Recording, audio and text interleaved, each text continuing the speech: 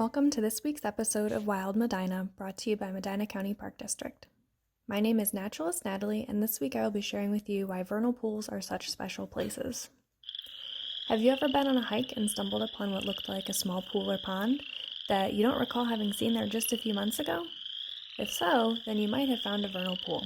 Another word for vernal is temporary. These pools do not usually hold water year-round, which makes their name very fitting.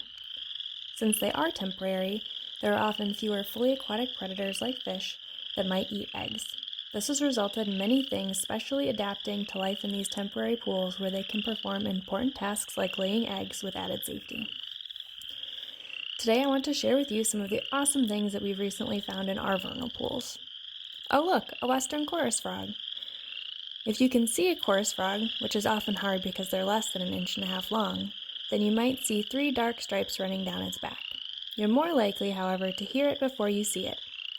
Why do you think this teeny frog is singing its heart out? If you guessed to find a mate, then you're right.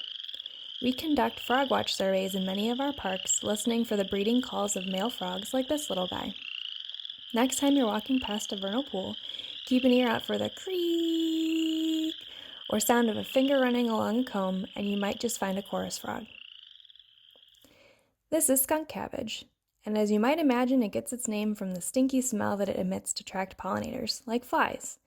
It prefers wet, seepy soils, making vernal pools a pretty good home. It's one of the first plants to emerge in spring, producing enough heat to actually melt the snow around it. Fairy shrimp are specially adapted crustaceans that lay their eggs as the pools are drying, overwintering as eggs or cysts, they're pretty hardy, and then hatching with the spring rains. They're only about 1 inch long when mature, so it's not hard to imagine that in the right habitat you can get as many as 200 fairy shrimp per liter of water. How amazing is that? While this spider might look big and bad to you, I find it rather adorable and well adapted. By name you might think that they only eat fish, but they will eat just about anything, including tadpoles, which often call vernal pools home. The fishing spider is good at the sit-and-wait strategy. When prey is where they want it, they ambush, even if it means going underwater. Yes, they can go underwater. And if they want to, they can even walk across the water too, thanks to little water-repellent hairs on their legs. The red-spotted newt might be one of my favorite vernal pool finds. They live the most miraculous lives. These newts are born in water from an egg, transformed to a land-dwelling and toxic juvenile or eft by the end of the year, and remain as such for up to several years before returning to the water as an adult.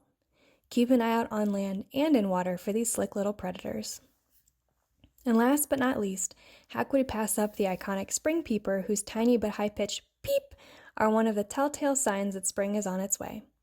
While this might look similar in size and shape to the chorus frog, and they share adaptations like their tiny toe pads, look to their backs where you'll notice a dark X rather than dark stripes.